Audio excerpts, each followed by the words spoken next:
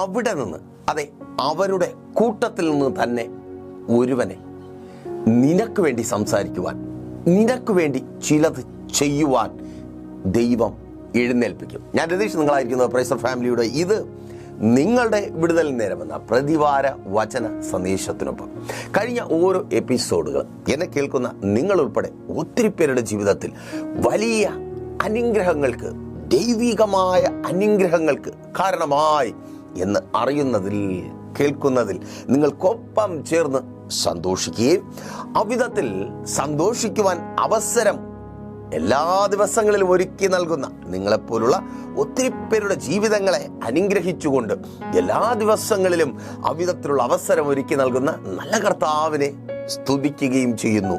അതെ, ഇന്ന് നമ്മൾ ഒരുമിച്ചായിരിക്കുന്ന ഈ നല്ല സമയവും അവിധത്തിൽ ഞങ്ങൾക്ക് സ്തുതിക്കുവാനും നമുക്കൊരുമിച്ച് സന്തോഷിക്കുവാനും കാരണമായി മാറേണ്ടതിനായി കഴിഞ്ഞ രാത്രിയിലും പ്രാർത്ഥനയോടെ ദിവസനയിലായിരിക്കുമ്പോൾ ദൈവത്തിൻ്റെ പരിശുദ്ധാത്മാവ് നിങ്ങളെ, അതെ സഹോദര, സഹോദരി, മാതാവേ, പിതാവേ, കുഞ്ഞുമക്കളെ, നിങ്ങളെ അനുഗ്രഹിക്കുന്ന അഥവാ നിങ്ങൾക്ക് അനുഗ്രഹമായി മാറുവാൻ വേണ്ടി നിങ്ങളുടെ ജീവിതത്തിൽ ചെയ്യുവാൻ പോകുന്ന, ഈ ആഴ്ച ചെയ്യുവാൻ പോകുന്ന കാര്യത്തെക്കുറിച്ച് പറഞ്ഞതാണ് ദൈവത്തിൻ്റെ പരിശുദ്ധാത്മാവിനാൽ പ്രവചനദൂതായി നിങ്ങൾ കേട്ടത്. വിശ്വസിക്കുന്ന, അതെ, വിശ്വസിച്ച് ഏറ്റെടുക്കുന്ന നിങ്ങളുടെ ജീവിതത്തിൽ ഈ ദൂത് ഈ ആഴ്ച നിവർത്തിക്കും. ആവർത്തിച്ച് പറഞ്ഞ് മുൻപോട്ട് പോകട്ടെ. അവിടെ ഒരു പ്രതീക്ഷയുമില്ലാത്ത ആ സ്ഥാനത്ത്, ആ കൂട്ടത്തിന് മധ്യത്തിൽ നിന്ന് നീ പലപ്പോഴും ആവലോടെ കാത്തിരിക്കുന്നുണ്ട് ഒരു നല്ല വാക്ക് അവിടെ നിന്നൊന്ന് കേൾക്കാൻ, അവരുടെ നാവിൽ നിന്നൊരു നല്ല വാക്ക് കേൾക്കാൻ, നിന്നെക്കുറിച്ച് എന്തെങ്കിലും ഒന്ന് നല്ലത് പറയുവാൻ. നീ കഷ്ടപ്പെട്ടതിൻ്റെ ഒരു പ്രതിഫലമായി, നീ സഹിച്ചതിൻ്റെ, നീ പലതും കണ്ടില്ല എന്ന് വച്ചതിൻ്റെ, സഹോദരി, അതല്ലേ നിന്റെ സങ്കടം? ഒരുപാട് കഷ്ടപ്പെട്ടു ആ കുടുംബത്തെ ഒന്ന് ഇന്നത്തെ നിലയിലാക്കി തീർക്കുവാൻ. കുത്തഴിഞ്ഞ പുസ്തകം പോലെയായിരുന്നു നീ കടന്നുപോയ ആ നാളുകളിൽ നീ എത്തപ്പെട്ട ഇന്ന് നിന്റേതായെന്ന് നീ വിശ്വസിക്കുകയും അവർ അംഗീകരിച്ച് തരാതിരിക്കുകയും ചെയ്യുന്ന ആ ഭവനം, നിന്റെ വിശ്വാസം നിന്നെ രക്ഷിക്കും. ആ ഭവനം നിന്റേതാണ്. ആവർത്തിച്ചു പറയട്ടെ, ആ ഭവനം നിന്റേതാണ്. അവരുടെ നാവിൽ നിന്ന് വരുന്ന കുരള വാക്കുകൾക്ക് നിന്നെ ആ ഭവനത്തിൽ നിന്ന് പുറത്താക്കുവാൻ, നിന്നെ ആ ഭവനത്തിന് അന്യയാക്കി തീർക്കുവാൻ കഴിയത്തേയില്ല. ഓ, താങ്ക് യു ലോർഡ്. അവർ 4 പേരുള്ളത് കൊണ്ട് അവരുടെ വാക്കുകൾക്ക് ചാട്ടുലി പോലെ മുറിപ്പെടുത്തുവാനുള്ള ശക്തി ഉള്ളത് കൊണ്ട് ആരെയും വിശ്വസിപ്പിക്കുവാൻ തക്കവണ്ണം തേനും പഞ്ചസാരയും ഒരുമിച്ച് കുഴച്ച് ചാലിച്ച് അങ്ങനെ സംസാരിക്കുവാൻ അവർക്ക് കഴിവുള്ളത് കൊണ്ട് എല്ലാവളുമാരും അവരുടെ വാക്ക് കേട്ട് നിൽക്കുന്നത് കൊണ്ട് നീ ഒഴിവാക്കപ്പെടുവാൻ എൻ്റെ ദൈവം അനുവദിക്കത്തില്ല. നീ കടന്നു ചെന്ന ആ ഭവനം അത് നിന്റേതാണ്. ആവർത്തിച്ചു പറയട്ടെ, ഇനി നീ ഇങ്ങനെ നിലവിളിച്ച് പ്രാർത്ഥിക്കരുത്. അയ്യോ, ഈ നശിച്ച വീട്ടിൽ എനിക്ക് പറ്റത്തില്ല, ഈ നശിച്ചവരുടെ മധ്യത്തിൽ എനിക്ക് വയ്യ, എങ്ങോട്ടെങ്കിലും പോയാൽ മതി, എവിടെയെങ്കിലും പോയി ചത്താൽ മതി. കാരണം എവിടേക്ക് പോകണമെന്ന് അറിയത്തില്ല. ഇപ്പൊ ആരുമില്ല, അമ്മയപ്പനുമില്ല, സഹോദരങ്ങളില്ല, ബന്ധുക്കളില്ല. വല്ലാത്തൊരവസ്ഥയല്ലേ? കേൾക്ക്, പറയരുതേ ഈ വീട് നശിച്ചതെന്ന്, ഈ കുടുംബം നശിച്ചതെന്ന്. ഈ നശിച്ചവന്മാർ അല്ല, അത് നിന്റെ വീടാ. ഓ, താങ്ക് യു ലോർഡ്. നീ പാർക്കുന്ന ഭവനം അത് അനുഗ്രഹത്തിന്റെ ഭവനമാ. അതങ്ങനെ സംഭവിക്കുന്ന കൃപയ്ക്ക്. ഓ, ആമേൻ. ഒരുപാട് കഷ്ടപ്പെടുന്നത് എന്തിനാ? ഒരു നല്ല വാക്ക് കേൾക്കുവാൻ വേണ്ടിയാ. സഹിക്കുന്നത് എന്തിനാ? നല്ല വാക്ക് കേൾക്കുവാൻ വേണ്ടി. ഇഷ്ടങ്ങളെല്ലാം മാറ്റിവെക്കുന്നത് എന്തിനാ? നല്ല വാക്ക് കേൾക്കുവാൻ വേണ്ടിയാ. പക്ഷേ അവർ വാതുറന്ന് നല്ലതൊന്ന് പറയത്തില്ല എന്ന് വാശി പിടിച്ചിരിക്കുക. നല്ലത് നീ പ്രതീക്ഷിക്കുമ്പോൾ നല്ലത് പറയേണ്ട സ്ഥാനത്ത് ദോഷം പറയും. ഇനി അതിനും പറ്റിയില്ലെങ്കിൽ അതിനെ വില കുറച്ച് കാണും. ഓ, ഇതൊക്കെ എല്ലാ പെണ്ണുങ്ങളും ചെയ്യുന്നതിൽ അത് തന്നെ, ഇതൊക്കെ എല്ലാ വീട്ടിലും എല്ലാ ഭാര്യമാരും ചെയ്യുന്നതില്ലേ? എവിടെ? ആമേൻ. അങ്ങനെ ചെയ്തിരുന്നെങ്കിൽ ഈ ഡിവോഴ്സുകൾ ഒളിച്ചോട്ടമൊക്കെ നടക്കുമോ? ഇല്ല. നിനക്കറിയാം നീ സഹിക്കുന്നത് പോലെ. സ്തോത്രം. കാരണം നീ ഒരു ദൈവ പൈതലാ. നിന്റെ ഉള്ളിലുള്ള സ്നേഹം, യേശുവിൻ്റെ സ്നേഹമാണ് നിന്നെ നിലനിർത്തിയിരിക്കുന്നത്. ആ സ്നേഹം നിന്നിലുള്ളത് കൊണ്ട് നീ സഹിക്കുന്നു. സഹിക്കുന്ന നിന്നോട് പറയുവാൻ പൗലോസ് അപ്പോസ്തലൻ തിമത്യോസ് എന്ന നിജപുത്രനോട് പറഞ്ഞ വാക്കുകളെ ഞാൻ കടമെടുക്കുക. എന്താ? സഹിക്കുന്ന നീ കൂടെ വാഴും. ഓ ടാങ്കിലോട്ട് നിനക്കൊരു വാഴ്ചയുണ്ട്. എൻ്റെ യേശുവിൻ്റെ നാമത്തിൽ നിനക്ക് ആ കുടുംബത്തിൽ, ആ ദേശത്തിൽ ഒരു വാഴ്ചയുണ്ട്. ഓ ആമേൻ. നീ പ്രതീക്ഷിക്കാത്ത ചിലരെ എൻ്റെ ദൈവം നിനക്ക് വേണ്ടി അവിടെ എഴുന്നേൽപ്പിക്കും. നീ കേൾക്കുവാൻ സാധ്യതയില്ല എന്ന് കരുതുന്ന ചില വാക്കുകളെ നീ സ്വപ്നം കാണുന്നുണ്ട്, അത് നീ ആഗ്രഹിക്കുന്നുണ്ട്, അത് നീ ഡിസേർവ് ചെയ്യുന്നുണ്ട്. പക്ഷേ അവർ അത് പറയത്തില്ല, നല്ല വാക്ക് പറയത്തില്ല. നീ ആ യാഥാർത്ഥ്യവുമായി താതാത്മ്യം പ്രാപിച്ചിരിക്കുന്നു. അവർ പറയത്തില്ല. ആ യാഥാർത്ഥ്യത്തെ കർത്താവെന്ന് മറയ്ക്കുവാൻ പോയി. ഓ താങ്ക് യു ലോർഡ്. ഞാൻ ഒരിക്കൽ കൂടി പറയാം. ആമേൻ. ഈ പറയുന്ന പ്രവചനദൂത് ഇത് നിങ്ങളുടേതായി മാറുന്നത് നിങ്ങളൊരു വിശ്വാസിയായിരിക്കുമ്പോഴാണ്. വിശ്വാസി ആരാണ്? ഒരിക്കൽ യുദ്ധമുഖത്ത് യോശുവയോട്, വിശ്വാസിയായ ഭക്തനായ യോശുവയോട് സർവശക്തനായ ദൈവം പറയുക, യോശുവേ നീ ചെന്നിട്ട്, ആ ടോൺ ഇങ്ങനെ ആയിരിക്കും, നിന്റെ വീട്ടിലെ ബാല്യക്കാരനോട് പറയുന്നത് പോലെ സൂര്യനെ നോക്കിയിട്ട് പറക, സൂര്യ നീ അവിടെ നില്ല്, നീ അയാലോൻ താഴ്വരയിൽ നില്ല്, ചന്ദ്ര നീ ഗിബയോനിൽ നില്ല്. ഇനി ഞാൻ പറയുന്നത് വരെ, അഥവാ ഞങ്ങൾ യുദ്ധം ജയിക്കുന്നത് വരെ ഇനി നീ അനങ്ങണ്ട. ഓ ഇത് കേൾക്കുന്ന യോശുവ വിശ്വാസി, ഭക്തൻ. അമ്മേൻ. വിശ്വസിക്കുവാൻ കഴിയണം. കാരണം നീ കേൾക്കുന്ന വാക്കുകൾ ദൈവത്തിൽ നിന്നാണ്. ആ വാക്കുകൾക്ക് സൂര്യനെയും ചന്ദ്രനെയും നിനക്ക് വേണ്ടി നിശ്ചലമാക്കുവാൻ കഴിയും. കാലഘട്ടത്തിൻ്റെ കാലഗതിയെ നിയന്ത്രിക്കുവാൻ, നിനക്ക് വേണ്ടി നിയന്ത്രിക്കുവാൻ നീ കേൾക്കുന്ന ദൈവത്തിൻ്റെ വാക്കുകൾക്ക് ശക്തിയുണ്ട്. കാറ്റിനെയും കടലിനെയും ശാന്തമാക്കിയവനും അനങ്ങാതിരിക്കുവാൻ കൽപ്പിച്ച് അനങ്ങാതിരിക്കുമാറാക്കിയവനും ഇന്നും നിനക്ക് വേണ്ടി പ്രവർത്തിക്കുവാൻ ശക്തിയുണ്ട്. വിശ്വസിക്കുവാൻ നീ തയ്യാറാണോ? വാക്യത്തെളിവിലേക്ക് നിങ്ങളുടെ ശ്രദ്ധയെ ഞാൻ ക്ഷണിക്കുകയാണ്. ശമൂവേൽ പ്രവാചകന്റെ 1-ാമത്തെ പുസ്തകം 18-ാം അധ്യായം അതിന്റെ 1-ാമത്തെ വാക്യം. അവിടെ ഈ വിധത്തിൽ രേഖപ്പെടുത്തപ്പെട്ടിരിക്കുന്നു: അവൻ ശൗലിനോട് സംസാരിച്ചു തീർന്നപ്പോൾ യോനാഥാന്റെ മനസ്സ് ദാവീദിന്റെ മനസ്സിനോട് പറ്റിച്ചേർന്നു. യോനാഥാൻ അവനെ സ്വന്തം പ്രാണനെ പോലെ സ്നേഹിച്ചു. ആരാണ് യോനാഥാൻ? ശൗൽ എന്ന രാജാവിന്റെ മകൻ. ആരെയാണ് സ്നേഹിച്ചത്? ദാവീദിനെ സ്നേഹിച്ചു. മുൻപിലേക്ക്, അതെ, 1-ാമത്തെ വാക്യം കഴിഞ്ഞ് ചില വാക്യങ്ങൾ കഴിഞ്ഞു വരുമ്പോൾ നിങ്ങൾക്ക് അവിടെ കാണുവാനായി കഴിയും, ഈ സ്നേഹിച്ചവന്റെ അപ്പൻ ശൗൽ, അവൻ ഉറക്കറയിൽ പോലും പദ്ധതികൾ ഒരുക്കിയ. അപ്പോൾ നിങ്ങൾ ചിന്തിക്കും, ഒരു രാജാവ് അംഗിതത്തിലായിരിക്കണമല്ലോ ദൈവദാസനെ. എന്നാൽ ഇവിടെ ഈ രാജാവ് അങ്ങനെ അത്ര നല്ല ചിന്തയുള്ള രാജാവല്ല. രാജാവിന് 2 വരി കേട്ടപ്പോൾ കാലിളകി. ആ 2 വരി ഇതാണ്: ദാവീദോ 10,000 കൊന്നു, അതിനു മുമ്പ് ശൗൽ 1000 കൊന്നുള്ളൂ എന്നുകൂടെ പറഞ്ഞു. ഇഷ്ടപ്പെട്ടില്ല. അപ്പോ പുള്ളി വയലൻ്റായി. കൊല്ലുവാൻ അവസരം നോക്കി, കുന്തവുമായി കാത്തിരിക്കുക. കൊട്ടാരത്തിനകത്ത്, അന്തഃപുരത്തിൽ, അതെ, ശൗൽ ദാവീദിനെ കൊല്ലുവാൻ പദ്ധതികൾ മെനയുമ്പോൾ അതേ കൊട്ടാരത്തിനകത്ത് ദാവീദിനെ സേവ് ചെയ്യുവാൻ, ദാവീദിനെ രക്ഷിക്കുവാൻ, ദാവീദിന് വേണ്ടി നിൽക്കുവാൻ ശൗലിന്റെ മകനെ ദൈവം ഒരുക്കി. എവിടെയാണോ നിന്നെ തകർത്ത് കളയുവാൻ, നിന്നെ മുടിച്ചു കളയുവാൻ ദുരാലോചനകൾ കഴിക്കപ്പെടുന്നത്, എവിടെയാണോ നിനക്ക് വിരോധമായി ഗൂഢാലോചനകൾ നടത്തപ്പെടുന്നത്, എവിടെയാണോ ഏവനാണോ ഏവളാണോ നിന്നെ തകർത്ത് കളയുന്ന കാര്യം നീ തകർന്നു കാണുവാനുള്ളത് സ്വപ്നം കണ്ട് അതിനുവേണ്ടി എന്ത് ചെയ്യണമെന്ന് ആരാഞ്ഞ് ചിന്തിച്ച് കൂട്ടി ഉറക്കമില്ലാതെ കിടക്കുന്നത്, അവിടെ നിനക്ക് വേണ്ടി എൻ്റെ ദൈവം ചിലരെ എഴുന്നേൽപ്പിക്കും. ഓ താങ്ക് യു ലോർഡ്.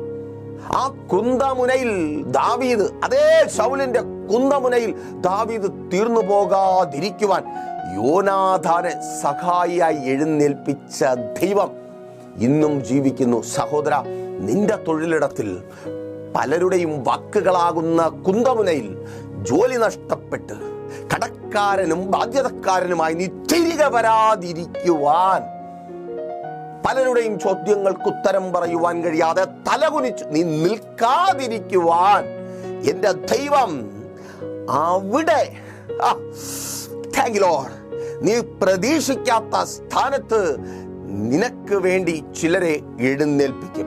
ഈ ആഴ്ച അവിധത്തിൽ നിനക്ക് വേണ്ടി എഴുന്നേൽപ്പിക്കപ്പെടുന്നവരിലൂടെയുള്ള വിടുതൽ നീ അനുഭവിക്കുവാൻ പോകുക. എത്ര പേർ വിശ്വാസത്തോടെ ആമേൻ പറയും?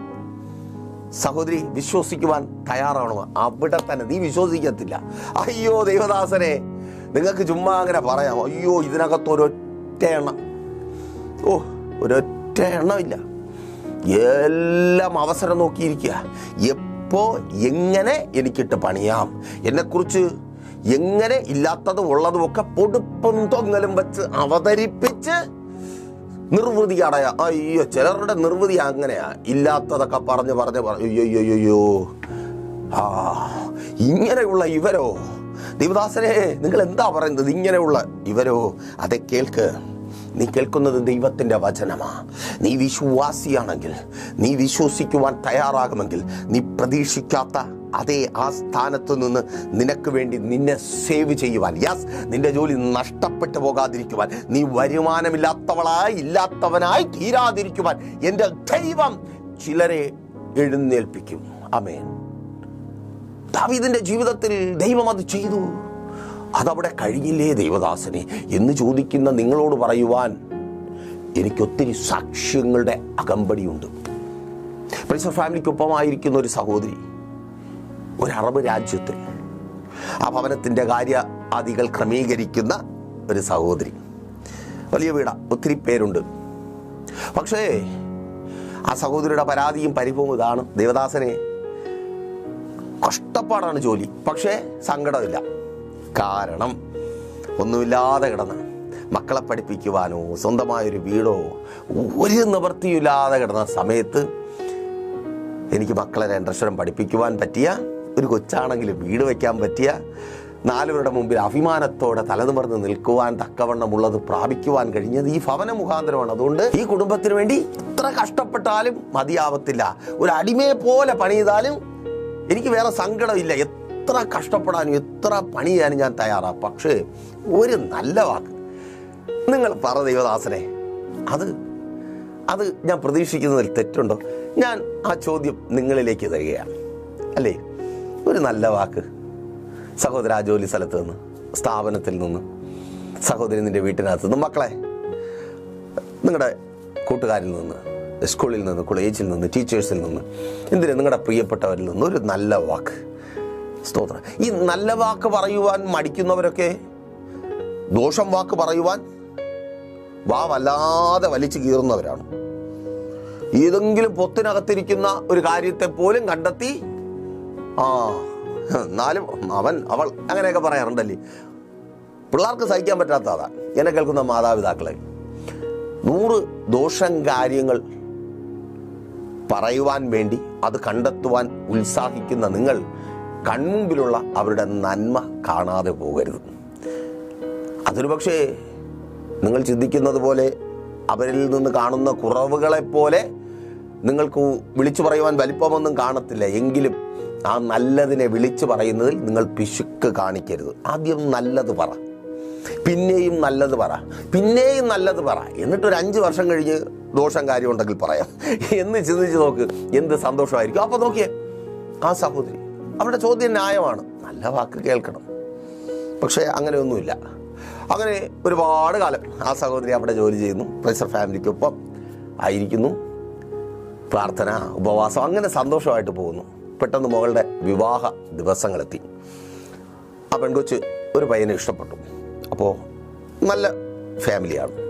അവർ പോയി കണ്ടു, സംസാരിച്ചു. ഇനി ഇത് കേട്ടിട്ട് നല്ല ഫാമിലി പോയി ഇഷ്ടപ്പെടാൻ വേണ്ടി പിള്ളേരൊന്നും നിൽക്കേണ്ട. നിങ്ങളുടെ മാതാപിതാക്കൾ തന്നെ നിങ്ങളെ വളർത്തി വലുതാക്കി ഇന്ന് പലർക്കും ഇഷ്ടം തോന്നുമാറ് നിങ്ങളെ ആക്കി മാറ്റിയ നിങ്ങളുടെ മാതാപിതാക്കൾ തന്നെ ഏറ്റവും നല്ലത് നിങ്ങൾക്ക് വേണ്ടി കണ്ടെത്തി തരും. അതുകൊണ്ട് അതിനായി കാത്തിരിക്കുക, ഏറ്റവും നല്ലതിനായി. ദൈവം അതിനായി നിങ്ങളെ ഒരുക്കട്ടെ. അപ്പോൾ നോക്കിയേ, ഈ മാതാപിതാക്കൾ പോയിട്ട് ആ കുടുംബവുമായിട്ട് സംസാരിച്ചു. അപ്പോൾ അവർക്ക് ചില ഡിമാൻഡുകളുണ്ട്. ആ ഡിമാൻഡുകൾ ഈ സഹോദരിയുടെ അന്നത്തെ നില വച്ച് ചെയ്യുവാൻ കഴിയുന്നതല്ല. ഡൗറിയാ പ്രശ്നം. പക്ഷേ മകളുടെ ഇഷ്ടത്തിന് സമ്മതിച്ചു. അവർക്കും ഇഷ്ടപ്പെട്ടു. അങ്ങനെ ലീവ് കഴിഞ്ഞ് വിവാഹമൊക്കെ ഉറപ്പിച്ച് വിദേശത്ത് കടന്നുപോയി. വല്ലാത്ത സങ്കടം.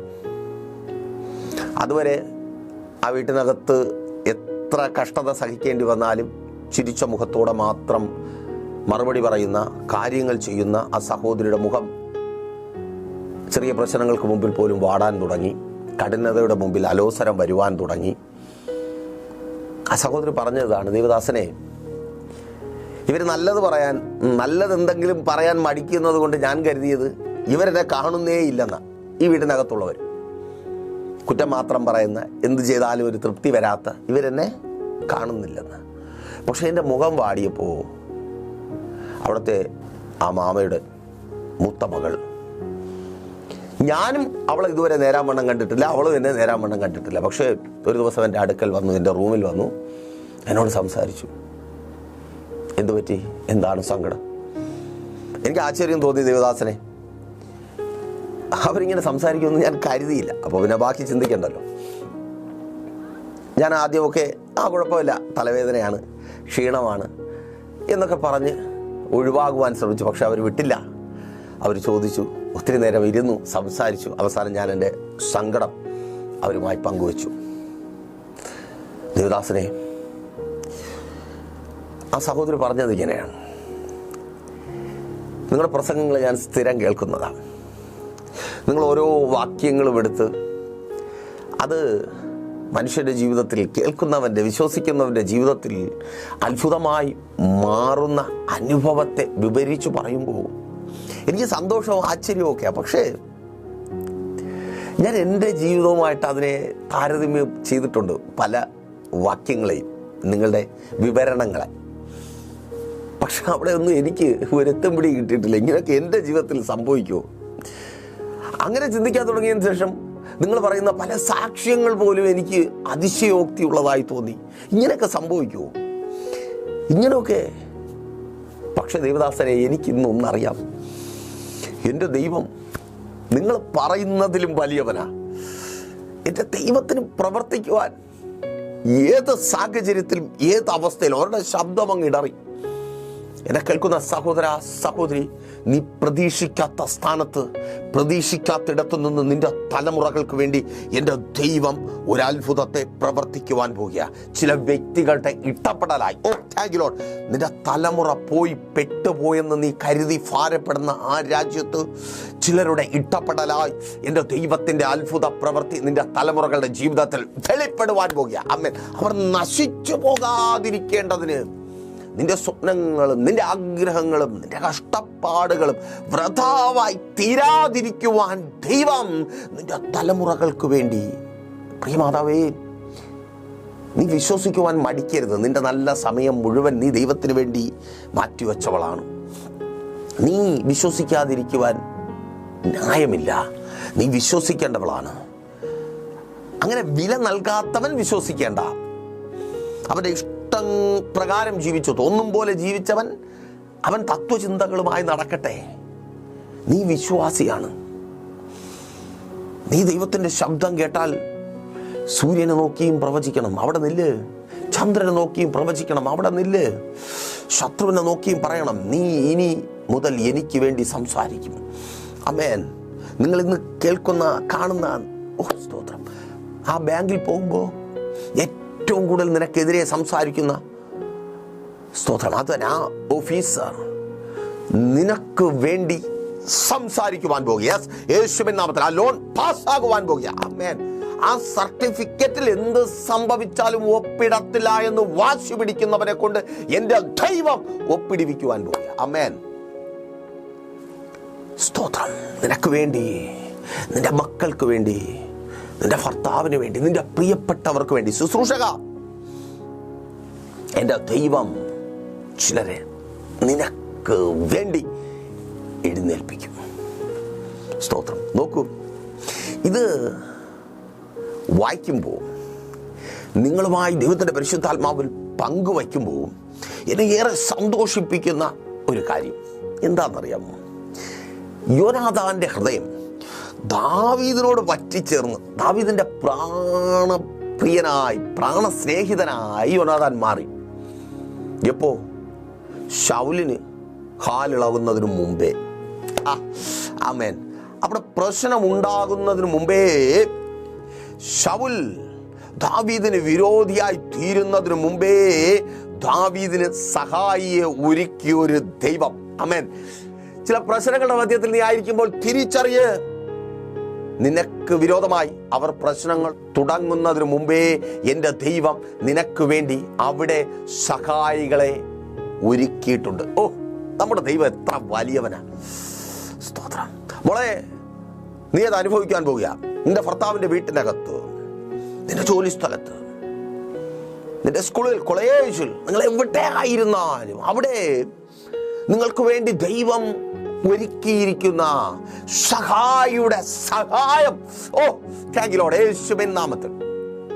ശുശ്രൂഷക, അയ്യോ ദൈവദാസനെ, കർത്താവിന്റെ വേലയെന്നും പറഞ്ഞിറങ്ങി എല്ലാം വിട്ടു കർത്താവിന്റെ വേല ചെയ്യുന്നു. പക്ഷേ ശത്രുക്കളുടെ വലിയ കൂട്ടം, അകത്തുള്ളവരും പുറത്തുള്ളവരും ഒപ്പമുള്ളവരും എല്ലാം ശത്രുക്കളായി മാറി. അയ്യോ, പിന്നെ എങ്ങനെ ഞാൻ പിടിച്ചു നിൽക്കും? പിന്നെ എങ്ങനെ എനിക്ക് കർത്താവിന്റെ വേല ചെയ്യുവാൻ കഴിയും? അയ്യോ, സങ്കടമാണ്. പക്ഷെ കേൾക്ക്, അവർ 1, 2, 3, 4 അവിടെ ഇവിടെ അങ്ങ് ഇങ്ങനെ ഓരോന്നായി ഓരോടത്ത് നിന്ന് ശത്രുക്കൾ എഴുന്നേൽക്കുന്നതിന് മുൻപേ നീ അവിടെ തുടരുവാൻ. ഓ, യെസ്, യേശുവിൻ നാമത്തിൽ ഒരിക്കൽ കൂടി ആവർത്തിച്ചു പറയട്ടെ, നീ അവിടെ തുടരുവാൻ, കർത്താവിന് വേണ്ടി ആത്മാക്കളെ നേടുവാൻ, നീ നിലനിൽക്കുവാൻ വേണ്ടി ആ പറയുന്നവരുടെ വാക്കുകളിൽ, ആ പറയുന്നവരുടെ പ്രവൃത്തികളിൽ, പദ്ധതികളിൽ നീ തകർന്നു പോകാതിരിക്കേണ്ടതിന് ദൈവം ചിലരെ എഴുന്നേൽപ്പിച്ചിട്ടുണ്ട് ഈ ആഴ്ച. സ്തോത്രം. സഹായികളുടെ സഹായം നീ അനുഭവിക്കുവാൻ പോകുക ശത്രുപാളയത്തിൽ നിന്നും. ആമേൻ. എൻ്റെ ദൈവം വിശ്വസ്തനാണ്. ദാവീദിന്റെ കാര്യത്തിൽ മാത്രമല്ല, ഞാൻ പറഞ്ഞ സഹോദരിയുടെ കാര്യത്തിൽ മാത്രമല്ല, മോശയുടെ കാര്യത്തിലും നിന്റെ കാര്യത്തിലും. ആമേൻ. നോക്കൂ, പുറപ്പാട് പുസ്തകം 2-ാം അധ്യായം 10-ാമത്തെ വാക്യം വായിക്കുമ്പോൾ അവിടെ ഫറവോന്റെ പുത്രി മോശയെ വളർത്തുകയാണ്. അപ്പോൾ നിങ്ങൾ ഒരു പക്ഷേ ചിന്തിച്ചേക്കാം, ദൈവദാസനെ ഇതത്ര വലിയ ആനച്ചേന കാര്യമാണോ? കാര്യമാണ്. നോക്കൂ, 1-ാം അധ്യായം 22-ാമത്തെ വാക്യം, പുറപ്പാട് പുസ്തകമാണ് കേട്ടോ. അവിടെ ഒരു കൽപ്പന പുറപ്പെടുവിക്കപ്പെടുകയാണ്, ആൺ തലമുറകളെ മുഴുവൻ കൊന്നുകളയുക. എവിടെ നിന്നാണ് കൽപ്പന ഉണ്ടാകുന്നത്? ഫറവോന്റെ കൊട്ടാരത്തിൽ നിന്നും. ഏത് കൊട്ടാരത്തിലാണ് കൊല്ലപ്പെടുവാൻ ഏൽപ്പിക്കപ്പെടേണ്ട മോശ എന്ന ഇസ്രായേലിയൻ വളരുന്നത്? അതേ കൊട്ടാരത്തിനകത്ത് തന്നെ. എവിടെയാണോ, ആരാണോ നിനക്ക് വിരോധമായി എഴുന്നേൽക്കുന്നത്, എവിടെ നിന്നാണോ നിന്റെ ജീവിതത്തെ ദോഷകരമായി ബാധിക്കുന്ന തീരുമാനങ്ങൾ ഉണ്ടാകുന്നത്, അവിടെ എൻ്റെ ദൈവം നിന്നെ വളർത്തും. ഓ, താങ്ക് യു ലോർഡ്. ആ ശത്രുക്കളുടെ മധ്യത്തിൽ മാതാവേ, പിതാവേ, നിങ്ങളുടെ മക്കളെ എൻ്റെ ദൈവം വളർത്തും. ഓ, ആമേൻ. ഉപദ്രവിക്കുന്ന, ദോഷം മാത്രം കണ്ടുപിടിക്കുന്ന, നശിപ്പിച്ചു കളയുന്ന മധ്യത്തിലും ലഹരിയിലും നശിപ്പിച്ചു കളയുന്ന ആ ദുഷ്ടന്മാരുടെ മധ്യത്തിൽ എൻ്റെ ദൈവം നിന്റെ തലമുറകളെ വളർത്തും. അർത്ഥാൽ നിന്റെ തലമുറകൾ വളരുവാൻ വേണ്ടി ചിലരെ എൻ്റെ ദൈവം അതിനകത്ത് ഒരുക്കിയിട്ടുണ്ട്. മോശ ജനിക്കുന്നതിന് മുമ്പേ ഫറവോനിൽ മോശയുടെ വീണ്ടെടുപ്പുകാരനെ ഒരുക്കിയ കണ്ട ദൈവം, ആ ദൈവം എത്ര വലിയവനാണ്. ആമേൻ. ഇനി നീ തേടിച്ചെന്ന് കണ്ടുപിടിക്കേണ്ട ഒരു സഹായിയെക്കുറിച്ചല്ല ഞാൻ പറയുന്നത്. ഇനി നിനക്ക് വേണ്ടി നിന്റെ കഷ്ടത കണ്ട്, കഠിനത കണ്ട് എഴുന്നേറ്റ് വരേണ്ട ഒരു സഹായിയെക്കുറിച്ചുമല്ല. ദൈവം നീ ഇന്ന് കണ്ട് ഭയപ്പെടുന്ന നിന്റെ ശത്രു എഴുന്നേൽക്കുന്നതിന് മുമ്പേ, അഥവാ ആ ശത്രു നിന്നെ ശത്രുവായി കാണുന്നതിന് മുമ്പേ നിനക്ക് വേണ്ടി ഒരുക്കിയ സഹായത്തെക്കുറിച്ചാണ്, സഹായിയെക്കുറിച്ചാണ്. എൻ്റെ ദൈവം വിശ്വസ്തനാണ്. നീ വിശ്വാസത്തോടെ ദൈവസന്നിധിയിലാണെങ്കിൽ നിശ്ചയമായും നീ പ്രതീക്ഷിക്കാത്ത സ്ഥാനത്ത് നിന്ന് എൻ്റെ ദൈവത്തിൻ്റെ സഹായകരമായ പദ്ധതി ചില വ്യക്തികളിലൂടെ ഈ ആഴ്ച നിങ്ങൾ അനുഭവിക്കും. അപ്പോൾ മെസ്സേജ് നിങ്ങൾക്ക് അനുഗ്രഹമായെന്ന് കരുതുന്നു. അനുഗ്രഹമായെങ്കിൽ ഇത് ചെയ്യും. നിങ്ങൾ അറിയുന്ന ഒത്തിരി പേരെ ഈ പ്രോഗ്രാമിലേക്ക് കൂട്ടിവരുത്തുക.